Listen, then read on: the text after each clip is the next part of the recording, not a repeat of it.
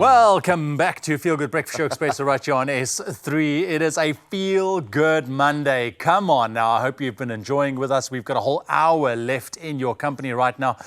We're going to take a look at some of the major entertainment news stories. Carissa's got all the details for us, and there's a lot to get through. The dirt. The dirt. The tea. Dish the tea. I hope you came thirsty because there is quite a lot of tea to get through. The first story of which I think we covered at length on the show already, but it deserves just a little bit of attention because I haven't spoken about it. Okay. So let's and give it's you all the around what might touch down in Cape Town, I'm hoping, but definitely in South Africa in general, because Mayor Jordan Hill-Lewis promised us a little bit of something. He basically said that should DDP win, we are going to be hosting the USC event in South Africa, in Cape Town. And then what happened on the other side is that the UFC president, Dana White, also said, you know what, I think you have a point. And she hinted that if he does successfully defend his title, we're going to bring it to Saudi. So I'm thinking and hoping that this is where the next match is going to take place. And Dana White, when he made that press conference, it was kind of like, okay, it's going to Nigeria or it's going to Cape Town. I really remember the words Cape Town, not just South Africa.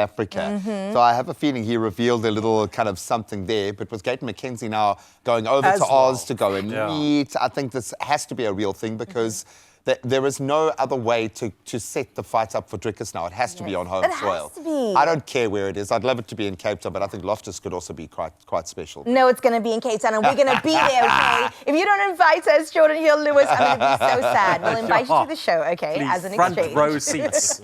Front row seats. No, I absolutely love that. I also enjoy that Gaten McKenzie has been so hands-on when it has come to sports and his portfolio. And he said, you know, the next Olympics that's going to be held, I think in Los Angeles, he said that he's going to send double the amount of Olympians through and definitely get funding behind that. So we are definitely in good hands when it comes to And more money, yo. More money. And speaking about the Olympics, can we move on to the second story? Because this one definitely made me cry. I don't know about you, Graham. You know that we're the criers on the show. But Tatiana Smith obviously just did the most at the Olympics, bringing home the most medals that a South African did for this year.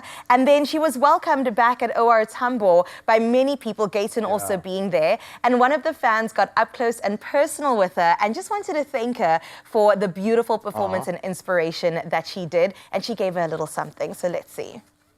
Yes. Nice chocolate. Classic girl. Classic man. Love you. Beautiful. No, please. I wish I could give you more. Enjoy it. Thank you. Enjoy it. And Tatiana's still at the airport now. If you want to pop past, you can go and find her there, like all of our athletes. But that tells that it does. Yeah, it tells the South African story in one moment. That we generally don't care about the rules. We'll find a way to get there, but it's on all of us. It's on all of us. Whatever you might have $1 million, you might have 10 rand, but we are as invested in the bigger picture. I love that. And it was so beautiful because she mentioned, I don't know if you heard, but she said, "Cook for you a nice chocolate." And that's what it is. Take that 100 rand, it might not be much. She said, I wish I could give you more, but it was just to say thank you for the contribution you've made to the South African Olympic sport and just sports world in general, women to women. That was such a moment, wasn't it? Oh, it got me all choked up, man. Love that. Well, let's talk about the mother city because it feels like both South Africa and Cape Town are just world renowned. And Jamie Oliver said, I have to come. I just really have to do it. So he's been walking the streets of Cape Town and it was so good to see him visiting some of our own local spots. There's one place in Bree Street called Our Local that many people love. And he went by and had something so delicious. They said, let's try or have you try 2 of our shakshukas. And he said it was really tasty. He loved their chili sauce as well. And that's just him enjoying the Cape Town scene. I like that little paparazzi shot there. It's Jamie Oliver. You know in South Africa that is set up. But I think for anyone in the culinary space, Cape Town has got to be kind of like a unicorn because there's international, there's kind of unique local, like you'll find literally nowhere else on the planet. Block by block, you will find a difference in culture and cuisine. I love it. Well done, Jamie. Yes. Good for you, and Jamie, also, if you're here, you must come to the Feel Good Breakfast Show. Like, we also want to see you here. We'll also give you a shakshuka. Graham will make it. We got a kitchen, yo. We got a kitchen, buddy. Please Please come in. Oh, the omelette challenge. That would be fun. gonna go I down. challenge you, Jamie Oliver, to make an omelette on our show Yeah. in under 2 minutes. You're also, going to make you Graham- swallow that omelette as well, bro. Graham and Ewan, they call him the naked chef, so also you're going to have to maybe remove a couple Oh, of it had to go there. Come on, it had to. I suppose it is entertainment news. It definitely is. Well, let's get into Janet Jackson, baby.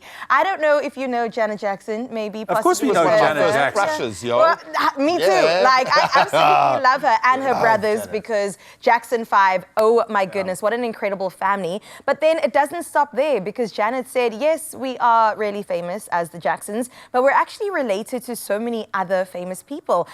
Samuel L. Jackson, maybe you've heard of him. Or even What? Tracy Chapman, maybe you've heard Get of out. her. They are all family. No way. The power that their bloodline holds is absolutely insane. My word. Hang on, this process is... Yeah, just process that real quick. So how many of the top 10 songs of all time will feature within it? Because the names you're mentioning, Yes. and Samuel L. Jackson is just like the guy. He could sing if he wanted to. Yeah, he could probably do it. The words would be a little scared of him, but they would do it, you know? I mean, we couldn't play it on breakfast TV. Famously known for that one phrase in particular. No, but it's so insane because it's Michael Jackson, it's Janet Jackson, it's Tracy Chapman, and it's Samuel L. Jackson. I mean, he in Stevie and of himself Wonder's is in one there of the... as well. He is! Stevie Yeah. Wonder. Stevie Wonder as well. Highest grossing filmmakers and also music makers of our time. I just can't imagine like a dinner with the family sitting around and imagine song just being burst out. But how do you brag? Like, what is a... You can't one-up one another because they're all so brilliant. Well, you could, actually. How many Grammys do you have? Okay, you know what? Michael Jackson would win every time. I'm just going to put it out there. Yeah. Even though somebody said that Chris Brown is better than him. But Tanks doesn't know what he's talking about. So Get out, that's man. going to be our next entertainment news. And it's going to be a PSA. Tanks is not invited. Well, I love it seeing entertainment from afar, but even better when it's up close.